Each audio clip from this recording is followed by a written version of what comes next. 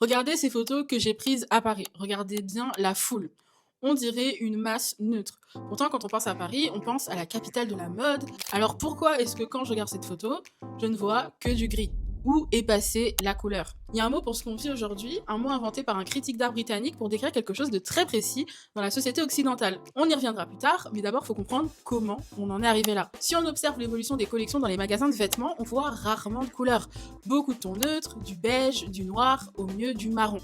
Et je pense que si on regarde les photos de classe dans les années 2000 et une photo de classe maintenant, on serait choqué à quel point les ados aujourd'hui sont tous habillés pareil. Pourtant, je ne vais pas vous dire que la couleur a totalement disparu de nos dressings. Effectivement, les enseignes d'habillement grand public suivent des tendances qui nous poussent à éliminer les couleurs de notre vie, du quiet luxury au old money en passant par le minimalisme des années 90.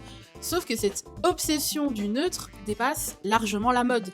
On la retrouve aussi dans la déco, dans les objets, dans l'architecture de nos bâtiments, dans l'idée même du bon goût. Au premier abord, c'est propre, c'est apaisant, et la couleur dans tout ça, elle a changé de rôle. Alors, comment la couleur résiste dans une industrie qui nous force à nous transformer en silhouettes interchangeables et décolorées? Aujourd'hui, on va voir comment le marketing du premium a réussi à nous faire avoir peur de la couleur et ce que cette phobie dit réellement de nous.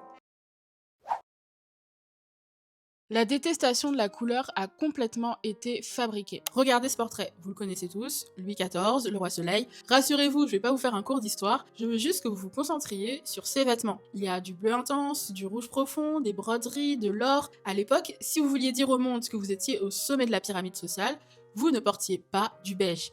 Si Louis XIV est habillé comme ça, c'est pas pour faire joli, c'est pour qu'on comprenne qu'il contrôle des ressources rares, des ateliers spécialisés et des circuits commerciaux qui relient l'Europe et le reste du monde. À l'époque, obtenir des couleurs profondes, c'est pas anodin. Pour certains bleus prestigieux, on utilise des pigments rares comme l'outre-mer tiré de la pierre lapis lazuli importée d'Afghanistan et réservé aux usages des gens les plus riches. Pour le rouge, par exemple, on utilise aussi des teintures comme la cochenille qui vient d'Amérique ou le kermès qui est très recherché en Europe. Mais avoir le pigment, ce n'est que le début du problème. Parce que teindre un tissu, c'est pas juste le plonger dans le jus de betterave en espérant que ça tienne. Pour que la teinture tienne vraiment à la fibre et s'accroche vraiment à la fibre, il fallait ce qu'on appelle des mordants, comme par exemple la pierre d'Alain. Oui, exactement la même pierre d'Alain qu'on utilise comme déo aujourd'hui, eh bien on l'utilisait pour faire tenir la couleur sur des vêtements. Le résultat dépendait du savoir-faire, de la qualité des bains, du temps de trempage, du séchage et aussi de la matière. Une couleur réussie, c'était une couleur vive, une couleur durable, profonde et qui était stable dans le temps. Et puis il y a un truc qui m'a vraiment étonnée quand j'ai fait mes recherches, c'est que la couleur n'était pas seulement chère à produire, elle était aussi surveillée. Dès le Moyen-Âge, il y avait des lois qu'on appelait les lois somptuaires. En gros, le but de ces lois, c'était de dire qui pouvait porter quoi, quelles étoffes, quelle fourrure, quel ornement et parfois quelle couleur. Le but était clair, empêcher les classes montantes d'imiter les élites et maintenir la hiérarchie visible dans les vêtements. Autrement dit, l'apparence n'était pas libre et elle était réglementée par le pouvoir. Le peuple, lui, restait souvent dans des tissus plus simples, avec des teintures moins coûteuses ou moins stables, pas forcément par goût, mais parce que le vrai luxe restait inaccessible pour eux. Mais vous connaissez les nouveaux riches, ils aiment reproduire les styles des classes au-dessus d'eux, donc parfois ils préféraient même payer une amende plutôt que d'abandonner leurs vêtements luxueux. Sauf qu'à force de voir tout le monde copier les signes extérieurs de richesse, l'élite finit par faire ce qu'elle fait toujours, elle change les règles du jeu. Pendant des siècles, l'élite a aimé la couleur. Puis à partir du 19e siècle, le code change progressivement. La sobriété devient une nouvelle forme de distinction. Il y a plusieurs raisons à ça. D'abord parce que la bourgeoisie industrielle et financière valorise maintenant le sérieux, la retenue et la respectabilité. Les hommes de pouvoir se tournent vers le gris et le bleu marine, des couleurs qui inspirent discipline, pas beaucoup d'ostentatoire. Ensuite, parce que la révolution industrielle change tout. En 1856, William Henry Perkin, un étudiant britannique de 18 ans, cherche en laboratoire un moyen de fabriquer de la quinine. Donc en gros, la quinine, c'est le traitement contre le paludisme. En ratant son expérience, il obtient une boue noire qui, une fois nettoyée et dissoute dans de l'alcool, produit un violet qui tient étonnamment bien. Ceux qui savent, mais j'ai fait médecine et j'ai appris ça en médecine. Ça s'appelle la sérendipité. Débuter un projet avec un but bien précis pour tomber sur une toute autre découverte. Henry Perkin, il voulait fabriquer de la quinine et il a créé une teinture, la movéine. C'est une avancée majeure puisqu'elle teint très bien la soie, ce qui transforme d'un coup des couleurs qui étaient très rares en produits accessibles à tous. C'est vraiment là que l'élite s'est dit, si les couleurs sont accessibles à tout le monde, via la révolution industrielle notamment, on n'a plus aucun intérêt à en porter. C'est le règne de l'understatement. La preuve concrète de tout ça, c'est notamment le smoking. Dans les années 1860, les gentlemen anglais finissent le dîner dans le smoking room pour fumer. Ils veulent une veste courte, confortable, qui protège leurs habits de l'odeur de la fumée et des cendres du tabac. En 1865, Édouard VII, qui est alors prince de Galles et qui par la suite va aussi devenir accessoirement le roi du Royaume-Uni, commande à son tailleur Henry Poole une veste en laine noire avec revers en soie satinée. Pourquoi la soie? Parce qu'elle repousse la fumée, parce qu'elle est toute lisse et aussi elle brille dans la lumière tamisée. Et pour les femmes, pendant une grande partie du 19e siècle, la couleur reste plus tolérée dans la mode féminine que dans la masculine. Une femme de la haute société doit être visible, élégante et ornée. Mais là aussi, les codes évoluent. Il y a une certaine Gabrielle Chanel qui accélère un changement majeur. Elle simplifie la silhouette, libère le corps et impose une esthétique beaucoup plus fonctionnelle pour les femmes. Sa petite robe noire, popularisée dans les années 20, transforme le noir en signe d'élégance moderne et non plus seulement en signe du deuil. Puis, il y a les années 80. Donc là, je suis un peu une avance rapide, j'avoue. Mais en gros, dans les années 80, le mouvement repart aussi complètement dans l'autre sens. Là, l'ère du glamour, de la finance et du marketing, les yuppies, ceux qui travaillent dans les bureaux, notamment aussi dans la finance, vont remettre la visibilité au goût du jour. Les logos grossissent, les couleurs saturées reviennent. Le vêtement devient un outil assumé de démonstration sociale. C'est aussi la montée de certaines classes qui vont accéder à l'enrichissement, on va dire, par le travail. Les créateurs comme Thierry Mugler, Claude Montana ou Donna Karan participent à cette époque qu'on appelle le power dressing, donc des grosses épaules structurées, des silhouettes imposantes, des couleurs fortes, une présence visuelle qui est maximale. Mais cette période s'épuise vite. On a des créateurs comme Helmut Lang, Jill Sander, Calvin Klein qui installent une autre forme de prestige, plus froide, plus silencieuse, plus contrôlée. Là encore, le message n'est pas « je n'ai rien à montrer », mais « je n'ai pas besoin de le faire ». Et c'est peut-être ça, le vrai retournement historique. Pendant longtemps, la couleur a été un luxe, puis elle devient accessible, et dès qu'elle devient accessible, une partie de l'élite commence à la juger trop visible, donc trop populaire, et donc potentiellement vulgaire. Autrefois, le prestige passait par le rouge, le bleu, l'or. Aujourd'hui, il passe souvent par le beige, le noir, la coupe parfaite. Et si ça a gagné aussi vite, ce n'est pas seulement parce que c'est chic, c'est parce que aussi c'est rentable. Donc maintenant que vous comprenez comment le neutre est devenu une posture de pouvoir, il faut qu'on parle de quelque chose que l'industrie ne va jamais vraiment vous dire ouvertement. Parce que le triomphe du beige aujourd'hui, c'est pas juste une histoire de goût collectif qui a évolué comme ça, naturellement. C'est une décision économique déguisée en mouvement culturel. Commençons par exemple par le secret le mieux gardé des acheteurs en chef chez Zara, H&M et compagnie. Vous le savez peut-être si vous me suivez sur cette chaîne, mais j'ai travaillé notamment au service achat d'une marque de vêtements en particulier, donc je comprends bien un peu comment ça se passe quand on est du côté de la production. Quand vous achetez des vêtements neutres, vous savez que ça va avec tout. Quand vous achetez votre pantalon camel, il va avec votre pull blanc, avec votre chemise grise, votre veste noire. Aucun risque, aucune friction, aucune hésitation en cabine. Et du côté de la marque, ça voulait dire pour nous moins de retours clients. Donc on était moins frileux à l'idée d'acheter, donc cette fois-ci je parle d'achat aux fournisseurs et donc aux producteurs de vêtements, d'acheter en grande quantité des vêtements blancs, gris, beige, noirs. Mais là où ça devient vraiment intéressant, c'est quand on regarde les chiffres de production.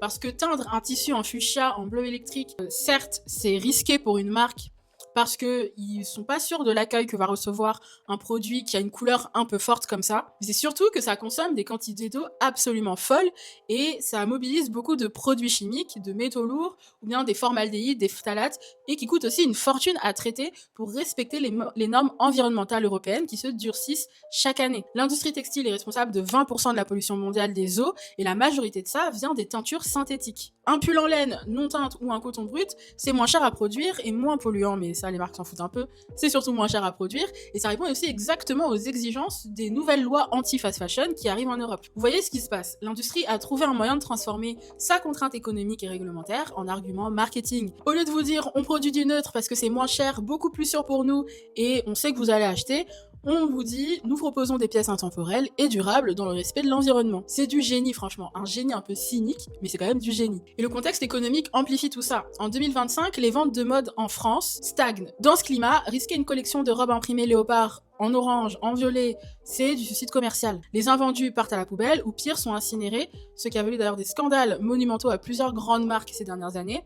Donc les marques se replient sur les tons neutres, mais les marques ne sont pas les seules responsables de la disparition des couleurs. Surtout ces dernières années, on a eu la montée de tendances comme le old money, le quiet luxury. Si vous savez pas ce que c'est, je vais vous rediriger sur des vidéos de ma chaîne, c'est que vous n'êtes pas abonné à la chaîne et que vous n'avez pas regardé les vidéos, donc abonnez-vous. Je vais vous parler dans cette vidéo du changement de style par exemple de Kendall Jenner et de sa stratégie pour gagner en crédibilité via le quiet luxury, mais le coup le plus fort selon moi, c'est le paradoxe du luxe accessible. En vendant du beige, la fast fashion vend une illusion. L'illusion du quiet luxury, du old money, donc de l'héritière qui n'a pas besoin de montrer son argent parce qu'il est là depuis 3 générations. Un pull H&M en couleur sable, ça n'a objectivement rien à voir avec un pull en cachemire d'une marque de luxe, mais mis à côté sur un feed Instagram, dans une bonne lumière avec les bonnes chaussures et l'effet presque identique, c'est exactement ce que la marque vous vend, une appartenance sociale rêvée. Les réseaux sociaux ont réussi à dépouiller toute tendance de sa réelle substance. La série Disney+, American Love Story, qui se concentre cette saison sur l'histoire d'amour entre JFK Jr.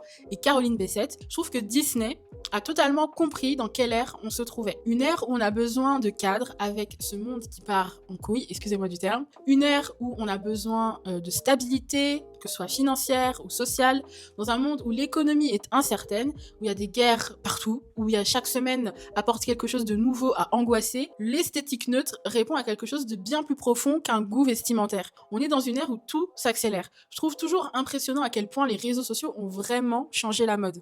Les algorithmes ont pris ce conditionnement et l'ont amplifié à une vitesse que personne n'avait anticipée. Souvenez-vous en intro, je vous parlais d'un critique d'art qui a mis un mot MOT sur l'un des mots MAUX de notre société occidentale. Pour décrire ce qu'on vit, le critique d'art David Batchelor parle de chromophobie, la peur de la couleur. Son argument, c'est que dans la culture occidentale moderne, la couleur est associée au primitif, au vulgaire, au superficiel. La couleur, c'est l'émotion brute, l'instinct. Le neutre, c'est la maîtrise. Et cette hiérarchie-là, elle a traversé le temps sans qu'on la questionne vraiment, jusqu'à s'installer dans nos réflexes les plus quotidiens. Et là, je vais vous raconter une anecdote personnelle. Un jour, je dois retrouver mon père à son bureau à Libreville, donc au Gabon, pas du tout en Occident. Avant de venir, il me briefe sur le dress code à suivre, parce que voilà, on est dans une entreprise et je comprends. Il me dit porte une tenue professionnelle et il me donne pas plus de détails. Déjà, je me mets un petit stress parce que quand moi j'ai préparé ma valise pour aller au Gabon, j'ai pas du tout prévu ça. Mais je trouve quand même, parce que j'avais une combinaison pantalon orange sanguine que j'avais prévue en cas de mariage, parce qu'il y a toujours un mariage. Bref, je mets cette combi avec des sandales à talons beige et je me pointe au bureau de mon père. Et là, mon père, dans l'ascenseur, quand il me rejoint, il ouvre grand les yeux et il me dit un truc du style « Ah oui, tu viens carrément en orange ». Donc je suis un peu gênée et là j'ai compris que j'avais pas respecté du tout le dress code. En creusant, je comprends que les couleurs acceptables, c'était soit du noir, soit du bleu marine, dans les meilleurs jours. Le problème avec ma tenue, c'était pas la coupe parce que si ma combi avait été noire, ça serait passé. Le problème, c'était que j'étais trop voyante et que j'avais porté du orange sanguine. On voit que le phénomène de la chromophobie touche également des sociétés qui ne sont pas en Occident, mais qui se sont occidentalisées de fait. On a été conditionnés progressivement et de tous les côtés à la fois à associer le neutre à la sophistication et la couleur au bas de gamme. Et ce système s'auto-alimente. Plus les gens vont porter du neutre, plus le neutre paraît normal. Plus porter quelque chose de saturé en public génère cette petite angoisse intérieure, ce sentiment diffus que vous avez peut-être fait une erreur, que vous allez être jugé, surtout si vous n'êtes pas habitué à porter beaucoup de couleurs. Dans la série American Love Story, on comprend que Calvin Klein est l'un des grands architectes de ce phénomène. Ses campagnes du début des années 90 sont presque provocantes dans leur dépouillement. Des corps presque nus, peu de vêtements, des fonds noirs, et surtout du noir et blanc. Il n'y a pas de logo criard, aucune couleur agressive. So I worked at Calvin Klein in the 90s, the late 90s, and we had a very specific image that we were supposed to uphold. So the first thing was we were not allowed to wear any nail polish. So the second thing was makeup. You really needed to wear extremely minimalist makeup. There was no bright eyeshadows, there was no bright lips, like everything was like super neutral, and typically your hair was pulled back in a ponytail. But you were not allowed to have flowers on your desk that were not white. Calvin Klein, il comprend que dans un monde saturé de messages visuels, le vide crée plus d'attention que le plein et donne un aspect un petit peu plus premium. Et c'est exactement aussi ce que disait Virgil Abloh, donc le créateur de la marque Off-White. Il disait « Mettez une canette dans un garage avec plein de déchets autour, la canette va passer pour un déchet comme un autre. Mettez cette même canette dans un grand espace blanc immaculé, vous la posez comme ça en plein milieu, on va penser que c'est de l'art contemporain. Donc vous comprenez qu'une personne qui a peur de faire une faute de goût rachète inlassablement les mêmes basiques interchangeables. Et ça, c'est une mécanique marketing redoutablement efficace parce qu'elle joue sur deux choses importantes pour la nature humaine. Maslow, un psychologue américain du XXe siècle, avait hiérarchisé les besoins humains par niveau. À la base, il y a survivre avec les besoins primaires, donc manger, dormir, et tout en haut de la pyramide, il y a besoin de s'accomplir. Les marques nous vendent le besoin aussi d'appartenir à un groupe, et encore plus à un groupe perçu comme supérieur, sans en payer vraiment le vrai prix, parce que peu de nous peuvent dire qu'on vient de 4 ou 5 générations de gens très riches. Mais les marques répondent également aux besoins de sécurité. Quand vous portez du neutre, vous n'avez pas à vous poser de questions sur ce que vous portez, quand vous avez mille autres choses à penser. Le besoin de ne pas avoir à choisir, quand on vit dans un monde saturé de décisions à prendre, de crises à suivre et d'informations à digérer. Le matin, on ouvre son dressing rempli de neutres qui vont tous ensemble. C'est un problème de moins à gérer. Une micro-certitude dans une journée qui n'en offre pas beaucoup d'autres. Sauf qu'il y a des gens qui ont regardé exactement ce monde anxiogène et qui ont décidé d'y mettre quand même de la couleur. Il y a un truc qui m'a marqué ces derniers temps, je suis tombée sur la maison de Kendall Jenner, et là où je m'attendais à voir de la neutralité, du béton ciré, du gris, du beige, de grandes pièces vides, exactement comme ce qu'on a vu chez les Kardashians, j'ai vu ça.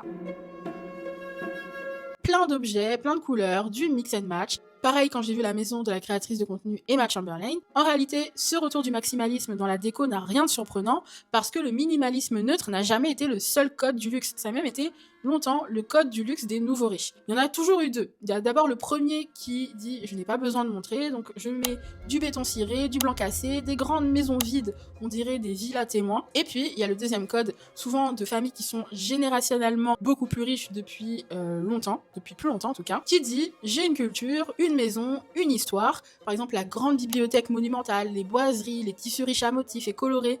Et ça, c'est des codes qu'on a aussi beaucoup retrouvés dans la bourgeoisie anglaise qui n'a jamais quitté ce registre. Les intérieurs britanniques traditionnels ont toujours été chargés parce que l'accumulation raconte quelque chose. Ça raconte une famille, un héritage, des voyages, de la culture. Ce qui se passe en ce moment, c'est que ce deuxième code redevient désirable chez les nouveaux riches qui veulent montrer encore plus de distinction sociale. Le minimalisme neutre était distinctif quand il était réservé à quelques intérieurs de créateurs scandinaves. Maintenant qu'il est dans chaque appartement rénové et chaque showroom Ikea, il ne se distingue plus vraiment.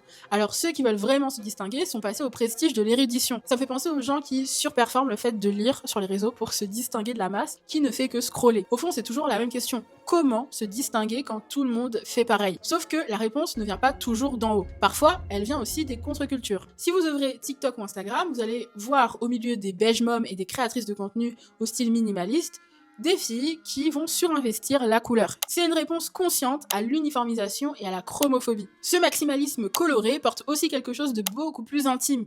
Les couleurs saturées, les mélanges improbables, les mélanges d'accessoires accumulés, ça ressemble aux tenues qu'on portait quand on était enfant, avant qu'on nous apprenne que c'était trop pour entrer dans le monde du travail. Et ces gens-là, ils ont grandi en regardant leurs parents faire tous les bons choix, les bonnes études, le bon boulot, la bonne tenue sobre en entretien, et puis se retrouver quand même précaires après la crise de 2008. Peu de gens peuvent accéder à la propriété, des gens ne trouvent plus du travail, les gens sont malheureux au travail, il y a une crise du logement, une anxiété climatique permanente. En fait, le contrat social implicite du neutre, celui qui dit « discipline-toi, efface-toi, et comme ça tu seras accepté », ce contrat-là est rompu. Et quand le contrat est rompu, pourquoi respecter le code vestimentaire qui l'accompagnait ?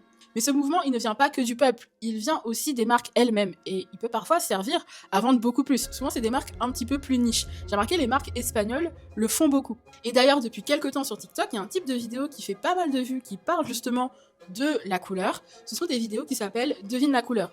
Le but est simple, une personne doit imiter une couleur, et les autres doivent trouver de quelle couleur il s'agit. Mais alors, comment est-ce qu'on imite une couleur ? Rose. Ça peut sembler abstrait, mais les couleurs véhiculent des émotions. Et ça, c'est pas nouveau. En marketing, on appelle ça la psychologie de la couleur. Elle étudie comment les teintes influencent les émotions, les perceptions et surtout le comportement des consommateurs. Souvent d'ailleurs de manière inconsciente. La couleur joue un rôle clé dans nos décisions d'achat spontanées en façonnant la reconnaissance aussi à une marque. Si je vous montre ça, ou encore ça, à quoi vous pensez ? Les images que je viens de vous montrer, ça, c'est Ikea. Ça, c'est Tiffany & Co. Ça, c'est Coca-Cola. Et ça, c'est McDo. Et puis, il y a Jacquemus. Les marques comme ça savent se rendre encore plus désirables en comprenant le rôle de la couleur. En tout cas, elles se sont rendues désirables fut un temps, parce que Jacquemus aujourd'hui, il revient aussi beaucoup à des tons neutres, à des tons beiges, qui collent aussi à parfois de la narrative qu'il a envie d'imposer pour ses collections. Mais en tout cas, Jacquemus, il a quand même construit une partie de son identité visuelle autour de la couleur. Le rose bonbon de ses défilés en Camargue, le bleu de sa collection à Menton. On reconnaît une image Jacquemus avant même de voir le logo. Parce que cette couleur évoque quelque chose. La chaleur, la lumière, l'été méditerranéen, c'est du marketing qui passe par le sens avant de passer par la raison. Pier Paolo Piccioli chez Valentino a poussé ça encore plus loin. Sa saison rose Pink Pantone, un rose saturé total du sol au plafond pour son défilé, a généré plus de conversations que n'importe quelle collection neutre de la même année. Parce que c'était mémorable, parce que ça prenait position. Il évoquait quelque chose de presque agressif, de revendicatif avec ce rose pétant. Côté célébrité, on a ce qu'on appelle le method dressing qui raconte exactement la même histoire. Donc le method dressing, c'est le fait de s'habiller spécialement pour communiquer sur l'univers du film qu'on essaie de promouvoir. Donc en gros, vous avez Hailey Bailey qui jouait dans La Petite Sirène, qui va s'habiller dans des coloris plutôt baby blue, qui va porter des vêtements qui peuvent rappeler l'océan. La reine en la matière du method dressing, c'est Zendaya et son styliste Lo Roach, dont je vous parlais dans cette vidéo. Chaque look est pensé comme une extension du personnage, de l'univers et du message qu'ils veulent véhiculer par rapport au film. Plus récemment, on a aussi Timothée Chalamet en orange intégral pour promouvoir le film dans lequel il joue, qui s'appelle Marty Supreme. Des semaines de look monochrome orange, coordonnés, assumés et presque conceptuels. Des ballons dirigeables orange, la couleur est donc ici utilisée comme un outil de communication à part entière pour occuper un espace mental chez le spectateur bien avant qu'il entre dans la salle. Ce que tous ces exemples ont en commun, c'est qu'ils utilisent la couleur exactement comme Louis XIV utilisait le rouge ou le bleu, pour être immédiatement reconnaissable, pour occuper un espace visuel que personne d'autre n'occupe. Pourquoi ça fonctionne? Parce que les couleurs communiquent des émotions, et une émotion, ça reste. Bien plus longtemps qu'un logo ou qu'un slogan. Cette capacité de la couleur à transmettre des émotions, on la connaît depuis toujours. Par exemple, dans certaines cultures africaines, notamment dans le tissu wax ou dans les tissus qu'on appelle le kente, qui est un tissu ghanéen, la couleur, elle est vraiment utilisée comme un langage. Par exemple, le rouge, c'est pour la vitalité et le pouvoir, le jaune pour la richesse et la fertilité, le blanc pour la paix et la pureté spirituelle. Le blanc, c'est aussi ce qu'on utilise pendant les enterrements. Dans beaucoup de cultures, c'est comme ça. Et c'est exactement ça que la chromophobie occidentale a effacé en imposant que des couleurs neutres qui transmettent toutes le même message. Disparaître, se discipliner, ne pas déranger. Progressivement, méthodiquement, par des siècles de hiérarchie sociale, par une économie qui a monétisé la peur de se tromper, par des algorithmes qui récompensent l'harmonie au détriment de l'expression, j'ai commencé cette vidéo en vous montrant des photos de gens à Paris, et une question m'est venue, parmi toute cette masse de neutres, où est passée la couleur? La réponse après tout ça, c'est qu'elle n'a pas vraiment disparu. Elle a été cantonnée à certains endroits très précis où on peut encore exprimer des émotions, où la couleur est presque obligatoire, comme les mariages par exemple, où souvent on va avoir un dress code autour de une ou deux couleurs souvent très pétantes, ou bien dans des métiers jugés moins conventionnels, des métiers très artistiques. Par exemple, si vous allez au devant d'une Fashion Week, il y a de très grandes chances que vous voyez beaucoup de gens habillés dans des vêtements déjà très extravagants, avec des volumes, des styles assez intéressants, et parfois aussi beaucoup de styles colorés, parce que dans ces milieux-là, on a envie soit de s'exprimer, ou bien aussi de se faire voir tout simplement. Donc la chromophobie, c'est une peur vraiment du langage, la peur de ce que la couleur pourrait dire sur nous, sur notre origine, sur nos émotions, notre refus aussi parfois de disparaître. Et peut-être qu'un jour on réussira à la remettre dans la rue, dans le travail, dans la vie. Et je trouve que cette question, elle revient exactement à une question que j'ai posée dans une autre vidéo où je me demande pourquoi est-ce que on n'est plus du tout original. Pourquoi est-ce que tout le monde s'habille pareil et pourquoi tout est presque un éternel recommencement? C'est une question que j'aborde dans cette vidéo, donc n'hésitez pas à aller la voir. J'espère que cette vidéo vous aura plu. Moi, je vous retrouve plus tard pour toujours plus de mode et de pop culture. Prenez soin de vous.